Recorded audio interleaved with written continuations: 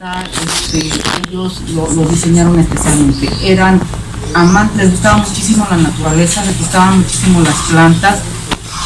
Inclusive algunos rincones, algunas plantas fueron representadas por Olga. Los invito a que pasen. Cuando ves fotos, ¿no?, de su casa o sus primeras pinturas, algunas de sus pinturas, ya ella empieza a representar estas plantas y ella dice que no le gustaban las plantas comunes, ¿no? Rosas, y eso es muy raro que uno vea un cuadro. Ella le gustaba mucho ir al cerro y bueno, digamos, ver y tratar, pues, digamos, de domesticar estas plantas, ¿no?, de silvestres, ¿no? Entonces siempre ella dice en una entrevista: a mí siempre me ha gustado jardinear, pero mi manera de jardinear es esta: voy al cerro, recojo plantas extrañas, me las llevo y las domestico. La inscribe en la escuela, en una escuela de música. Ella iba a estudiar piano. Sin embargo, ella tenía pánico escénico, así como no puedo. Y además, donde le dan las clases de piano fue en donde Diego pintó su primer mural. Entonces, ella ve este mural en el anfiteatro Bolívar, y entonces pues veía los colores, veía las figuras. Su papá luego se lo explicó y empezó como a inclinarse hacia la pintura. Decide mejor inscribirse en clases de pintura. Ya estamos hablando en 1933. Ahí es donde conoce a José Chávez Morado, que José Chávez Morado ya estaba dando clases en la Academia de San Carlos. Originalmente ella iba a estudiar en las escuelas al aire libre, pero apenas estaban como, había algunas a la que le correspondía a ella, como que apenas estaba conformando. Entonces decide inscribirse en la Academia de San Carlos. Tiene como maestros a Carlos Mérida, José Chávez Morado, pues ahí se le encuentra. Él ya empieza así, a él empieza a llamar la atención Olga, era muy bonita. Y pues ella se sale de San Carlos. 2 años después se reencuentran en 1935 y se casan, ¿no? Para esto ella tomó la pintura como en un primer momento como una manera de escapar, ¿no?, de sus clases de piano, y decir: bueno, ya no estoy en piano, pero pues ya me inscribí en pintura. Por cuestiones económicas ella tiene que dejar la escuela y bueno, se dedica a trabajar. Luego se reencuentra con José Chávez Morado, se casan, y ese año es muy importante, puesto que a José Chávez Morado le encargan su primer mural. Este mural José Chávez Morado lo hace con Francisco Gutiérrez y Feliciano Peña. Entonces ellos se van a Veracruz, ahí en la Escuela Normal, ahí hacen el mural, ahí pinta ese mural. Pero bueno, el trabajo de un mural es de meses, ¿no?, de mucho tiempo. Ellos están ahí en Jalapa por todo este lapso de tiempo, y en la tarde, después de las tareas que hacían en el mural, los 3 pintores se juntaban a pintar. Entonces Olga pues empieza a decirles: pues préstenme colores, préstenme no sé, algún lienzo, y pues empieza ya también a tomar la pintura. Pero para ella la pintura en un primer momento la toma más como un juego y empieza a usar colores. O sea, ella no tenía, digamos, este prejuicio o esta idea, ¿no?, académica de no juntar tal color con o cosas de esas, o de la composición. Entonces vemos en sus primeras obras a Olga desbordada, ¿no?, con mucho color, figura humana, empieza trabajando sobre todo figura humana, entonces este tipo de cosas. Pero ella en un primer momento lo toma más como un juego y como una manera de alejarse, ¿no?, de la música. Y en la Ciudad de México, en el barrio de Santo Niño, en Coyoacán, ellos tuvieron, en la calle de Espíritu Santo, ahí tuvieron su casa por muchos años, ¿no? Una casa que inclusive aparece en algunas revistas de diseño, puesto que tenía esta casa, ellos le imprimieron pues su estilo, su gusto, ¿no? A esta casa, y a ambos, tanto a Olga como a José, les gustaba mucho salir a diferentes lugares a adquirir antigüedades, a adquirir artesanías, y todo esto hay en su casa, y las plantas, siempre las plantas, ¿no? Entonces, bueno, en 1966 ellos ya se vienen a residir aquí a Guanajuato. Varios años antes ya les habían ido a ofrecer esta propiedad, los dueños de la hacienda, tanto a José como a su hermano Tomás. Y bueno, ellos compran la propiedad. Primero se viene José, y todo el diseño es de José Chávez Morado, todo el diseño de la casa. Era una torre de una noria de una hacienda de beneficio mínimo. Entonces, bueno, José hace toda la habilitación, ¿no? de la casa, del espacio, para vivir pues, de manera cómoda. Ellos nunca tuvieron hijos, de ahí que, bueno, todo su patrimonio lo legaron en todo el Guanajuato. La casa, pues, aquí estuvieron, ellos convivían, empezaron a ser amigos, de ahí que, bueno, Olga siempre dijo que ella, cuando falleciera, ella quería quedar en esta casa, que sus cenizas reposaran en esta casa. Entonces José le dijo que pues él ya tenía de hecho su maceta, que en una maceta iban a plantar una siempre viva y que ahí iban a reposar sus cenizas. Entonces, bueno, de ahí que tengamos aquí primero las cenizas de Olga Costa, pues ella fallece en 1993.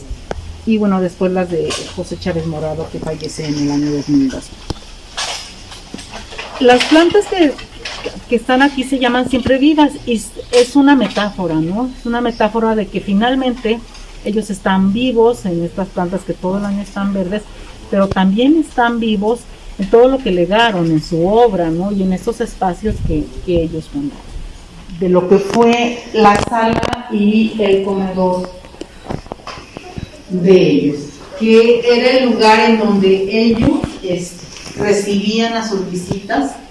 Siempre estaban con gente, con amigos, conviviendo. Pues vemos piezas de diferentes.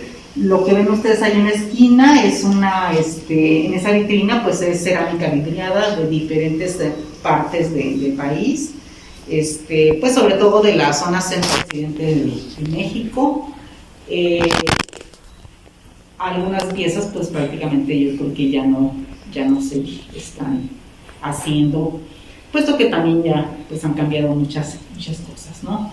Los bordados, o sea, ella decía que ella era muy chacharera, ¿no? Porque, bueno, porque si veía algo, ella no sabía ni qué le iba a servir ni qué iba a hacer con ello, pero si a ella le gustaba lo compraba. Entonces, uno de sus lugares favoritos en la Ciudad de México, pues por supuesto que era la Lagunilla, ¿no? Donde ella podía adquirir todo lo que quisiera, ¿no? El reloj pues es un reloj francés antiguo, las piezas que son en la porcelana china, ¿sí? O algunas piezas también de cerámica de aquí de México, ¿no? La mayólica, ¿no? Alguna es muy probable, de hecho yo veo que algunas son de Guanajuato, esta cerámica mayólica, cerámica antigua, la mayoría, y había por ahí inclusive unas piezas, ahorita no están en una exhibición, que eran de una colección de un artista, Roberto Montenegro, y pues la sala, todo el espacio fue adecuado por el maestro. Él vino, les dijo a los albañiles, quiero que me hagan una bóveda de cuña aquí, cerramos este espacio con bóveda de cuña, vamos a ir adecuando la torre. Había, ahorita cuando subamos a lo que fue el estudio de la maestra, sube muchísimo, por puesto que como era el estudio, pues se necesitaba que el espacio fuera bastante amplio, ¿no? En este caso, pues como para sentirse un poco más, digamos, para sentir como hacer el espacio un poco más amable, entonces pues la bóveda, aunque sí es alta, no es tan alta, ¿no?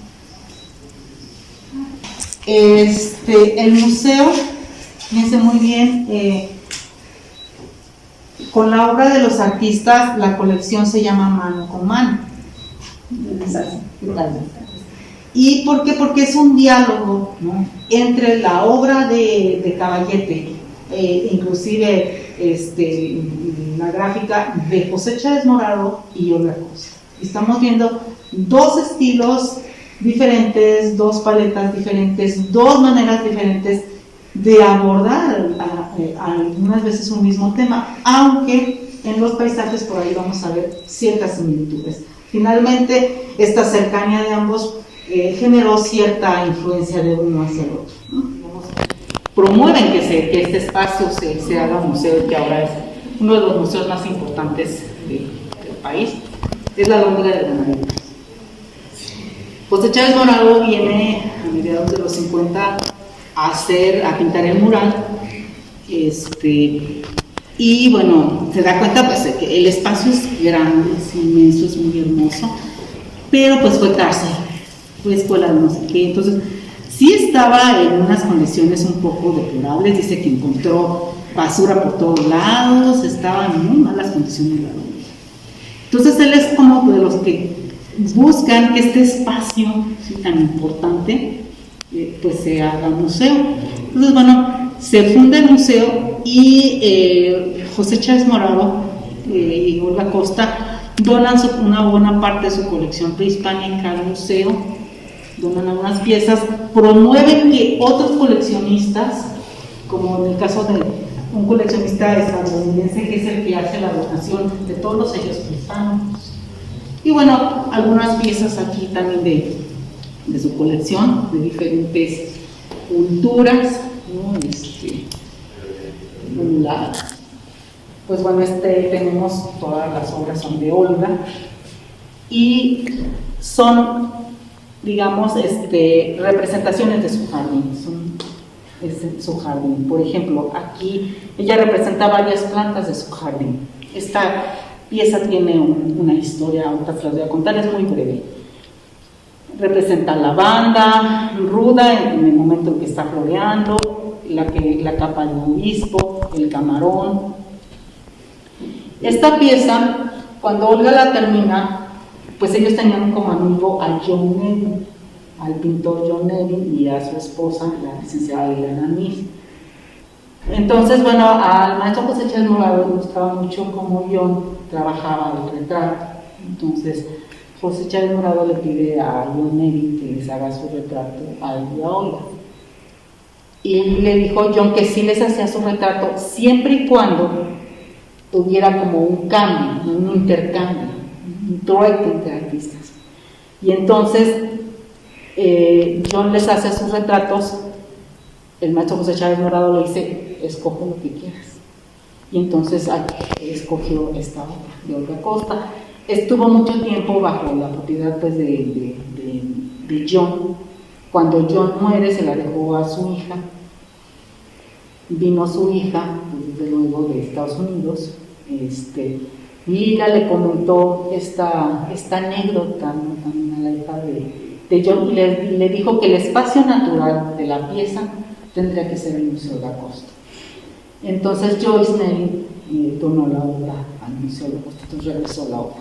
Aquí es su historia de la obra. Y ya, todo esto es lo que representa Olga, ¿no? Y ella experimenta mucho, ella no se queda como con una sola cosa, ella siempre está cambiando. Y un ejemplo de ello es Follajes Azules. Ahí quiso trabajar mucho estas tonalidades, los verdes, los azules y toda esta gama que te pueden dar los azules y los verdes, ¿sí?, con la técnica del puntillismo. Los objetos de la cotidianidad en la obra de Olga Costa siempre van a estar ahí. La mesita, ustedes la van a ver, es esta mesa que tiene que estar precisamente. Y estas piezas ahí representadas. Algo importante, José sí incursiona y sí maneja, y sí, digamos, en determinado momento, pues sí se involucra en cuestiones políticas, en cuestiones sociales. Olga no.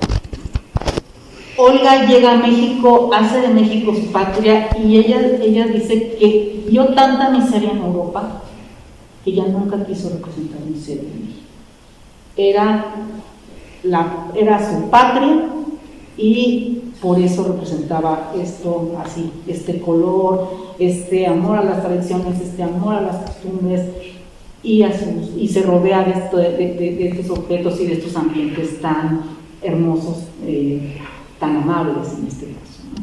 Entonces, bueno, tenemos ella maneja mucho bodegón, yo la consideraría como la gran pintora de bodegones del siglo XX, ¿no?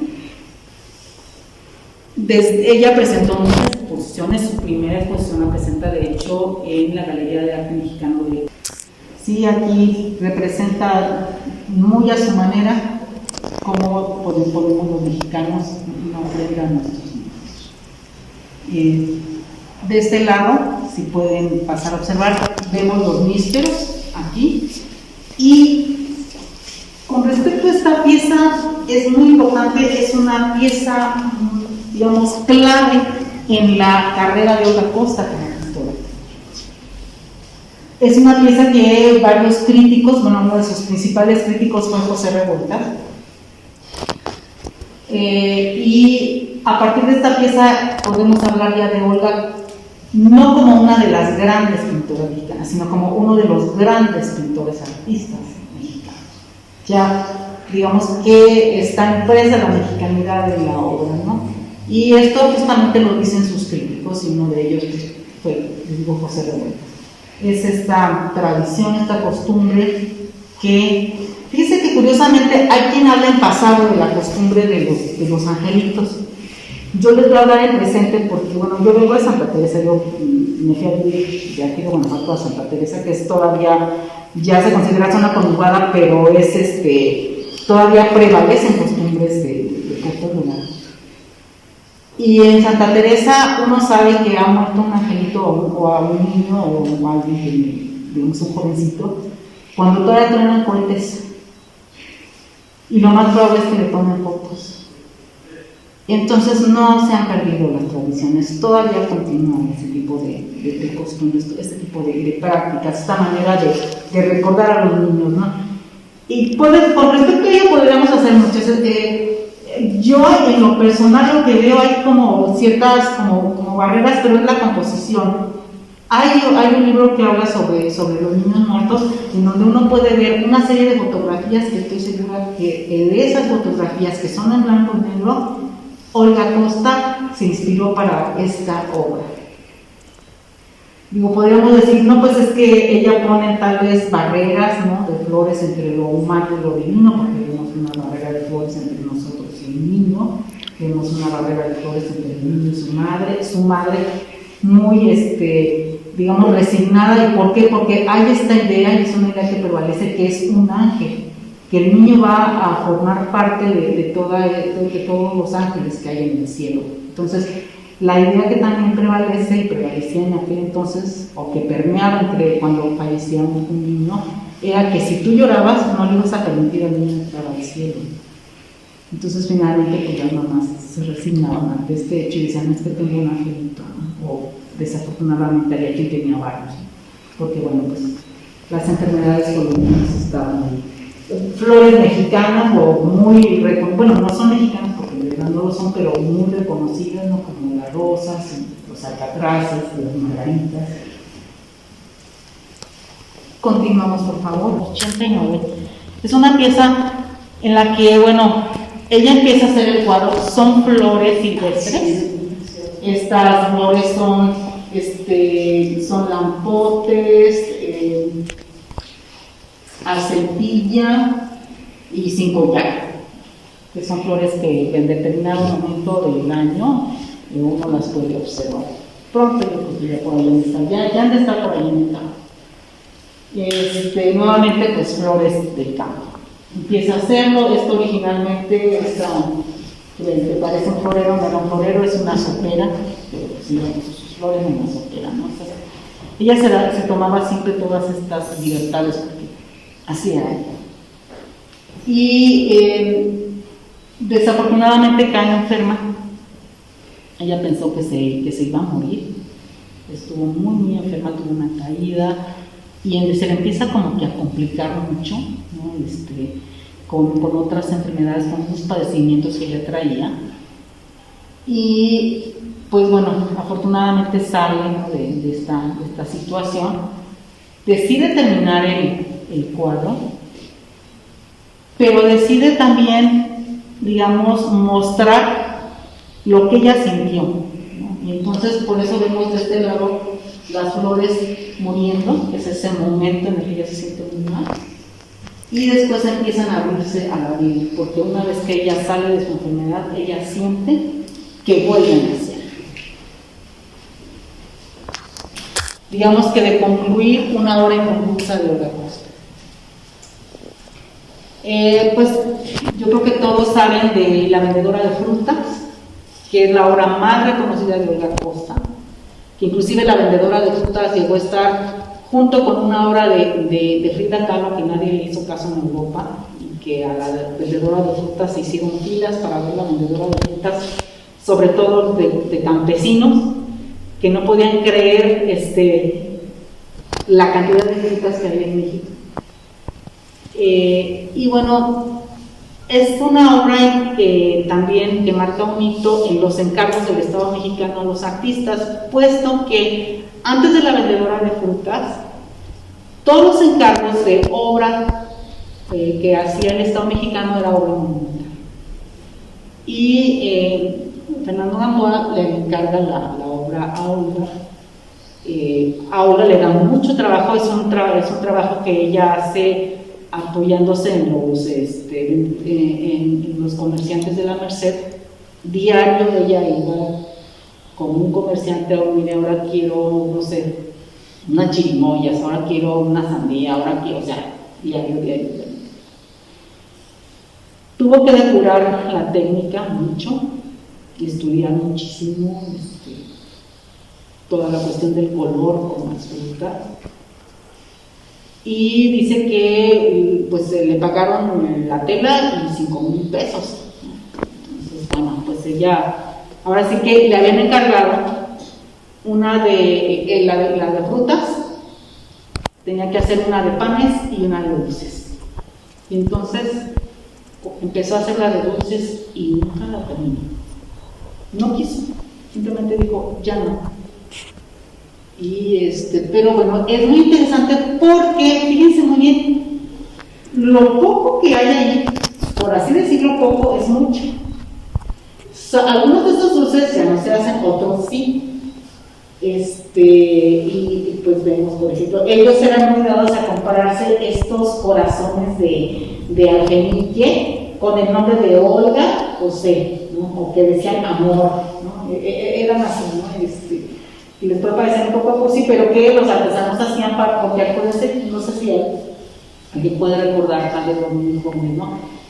Que uno se intercambiaba el alfenique. Entonces tú dices, a ver, aquí te voy a regalar tu calavera con tu nombre, a ti te voy a regalar, los novios se regalaban corazones, ¿cómo se iban a regalar calavera? Pues ellos no querían morirse, a vivir, ¿no? Entonces, bueno, lo interesante ahora con el trabajo de Norma Carmona es que ella le pone ya, le imprime lo actual aquí a la pieza. Y bueno, pues por ahí vamos a ver unas paletitas payaso. Está el payasito, esos payasitos que hacen los juventinos rosas y el silao, el payasito de copalillo. Y ahí están las paletitas payaso, que en aquel entonces no había paletitas payaso, pero sí, y le pone algunos otros dulces, digamos, más recientes, que es como la propuesta de Olga, de Norma Carmona, de cómo pudo haber sido, si hubiera concluido Olga Costa esta pieza.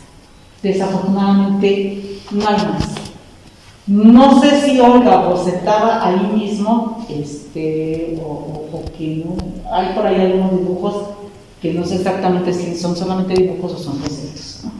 Pero de esta pieza no me da muchísimo. Hay un momento en donde ella pinta mujeres, estuvo pintando mucho figura humana, mujeres. Y hay que hacer la aclaración, ella sobre todo mujeres. Por ahí llegó a pintar a José y eso, pero mujeres. pero pues sabemos que un poco la complexión de las mujeres de origen ruso es un poco más robusta, entonces tiende mucho a pintar estas mujeres así robustas, pero también un poco a reírse de ciertas convenciones, ¿no?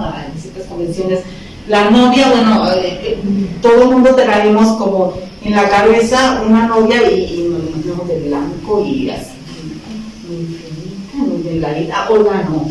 Entonces, bueno, eso me parece padrísimo, ¿no?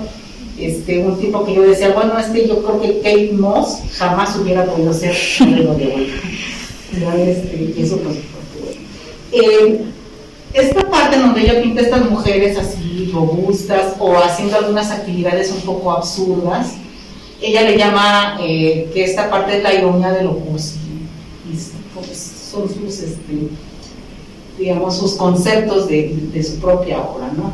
Y bueno, en la novia vemos esta figura robusta y con un ramo ahora sí que tan grande y tan voluminoso pues como la misma, ¿no? Que es un poco romper pues con todas las convenciones y con todas las convenciones también dentro de lo que viene siendo la proporción y la composición y todo ese tipo de cosas que también uno entra luego mucho dentro del arte, pero ella sí se daba mucho estas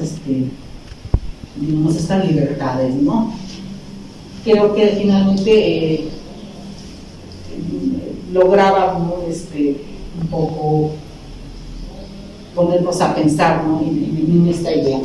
Es alguien que siempre va a estar alejada de las escuelas, alejada de muchas cosas. Es una pintora que siempre, su forma de ser es muy ella, muy personal. Ella nunca tuvo alumnos.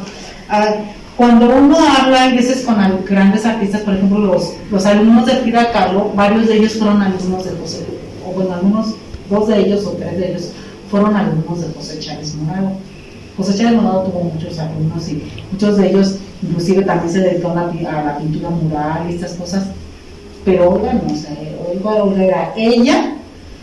Murales pintó un solo mural que se llama Motivos sobre el agua, lo pintó en el balneario, bueno, no lo pintó, es un mosaico que se llama Motivos sobre el agua y está en el balneario de Agua Hedionda en Cuautitlán, Morelos. No recurrió a un tema común del muralismo, sino que lo que ella pone ahí son las sirenas de Metepec, del Estado de México, estas sirenas robustas que están acá tocando la guitarra, opinando, estas sirenas que hacen los artesanos. Y dijo, es el único, yo no me gusta pintar murales. Bueno, les digo, incursionó en lo geométrico, no incursionó en lo abstracto. Y alguna vez le preguntaron por qué no pinta abstracto, ya que está trabajando cosas geométricas, está trabajando estas obras geométricas. Y ella dijo, pues lo abstracto no pinto porque no me da la gana. ¿Y sabe por qué? Pues porque no me da la gana. No, así lo contestó ella, Según que así es. Entonces, bueno, aquí tenemos estas piezas muy dentro de lo fantástico. Ella se da este busto, este florero, ¿no? Que inclusive, fíjense que hay uno muy interesante con ese florero. En este florero yo percibo, y varios hemos percibido como estas formas, ¿no? de los edificios rusos. Ella ya no le tocó vivir en Rusia. Sí, ya le digo sus recuerdos de infancia, y además ella nació en Leipzig y después de Leipzig pasan a Berlín. Son estos lugares, ¿no? Pero pues su familia eran rusos, ¿no? Pues eran como Kostakovsky. Entonces, bueno, vemos un poco como recordando un homenaje pues tal vez a sus papás, y pues estos colores así muy brillantes, siempre experimentando.